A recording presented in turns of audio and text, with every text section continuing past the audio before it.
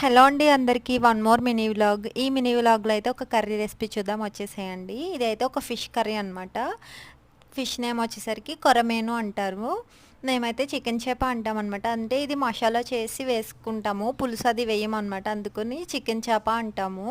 అయితే ప్రాసెస్లోకి వెళ్ళిపోతే కనుక ఆనియన్స్ని మిక్సీ పట్టి యాడ్ చేసుకోవాలి. తర్వాత చిల్లీస్ కూడా యాడ్ చేసుకోండి. అవి ఆయిల్ వేసుకుని మగ్గించుకున్న తర్వాత కొంచెం కరివేపాకు అండ్ అలాగే అవి ఆనియన్ అంతా మగ్గిపోయిన తర్వాత ఈ పీసెస్ ఒక్కొక్కటిగా యాడ్ చేసేసుకోవాలి. చాలా బాగుంటుంది ఈ ఫిష్ అయితే. మాకు పల్లెటూరులో బాగా దొరుకుతుంది అనమాట, కొరమేను అని. ఇంటికి తీసుకొచ్చి అమ్ముతారు మా సైడ్ అయితే. దీంతో పిక్కలు కూడా పెట్టొచ్చు, చాలా బాగుంటుంది. అంటే పీస్ అది త్వరగా విడిపోకుండా ఉంటుందన్నమాట ఈ ఈ ఫిష్. అందుకే పిక్కలు కూడా బాగా పడతారు ఈ ఈ ఫిష్తో. చాలా బాగుంటుంది టేస్ట్ కూడా. ఒకసారి ట్రై చేయండి. నెక్స్ట్ టైం ఎప్పుడన్నా పిక్కల్ రెసిపీ పెడతాను, పిక్కలు పెట్టినప్పుడు షేర్ చేసుకుంటాను అనమాట.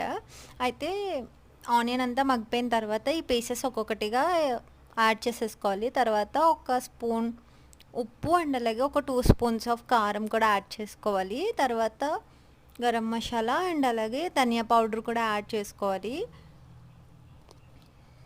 కారం కూడా కొంచెం ఎక్కువ వేసుకుంటేనే బాగుంటుందన్నమాట. తర్వాత గరం మసాలా కూడా కొంచెం యాడ్ చేసుకున్న తర్వాత ధనియా పౌడర్ కొంచెం ఉంటే జీలకర్ర పౌడర్ కూడా కొంచెం యాడ్ చేసుకోండి. తర్వాత తగినన్ని వాటర్ వేసుకొని ఒకసారి కలిపేసుకున్న తర్వాత మూత పెట్టేసుకుని ఉడికించేసుకోవడమే.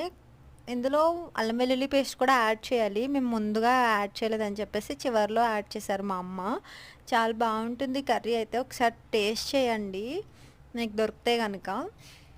ఇదిగోండి, ఇలా ఒకసారి అంతా కలిపేసిన తర్వాత లిడ్ క్లోజ్ చేసి ఒక 20 మినిట్స్ పాటు ఉడికించుకుంటే మన కర్రీ రెడీ అయిపోతుంది.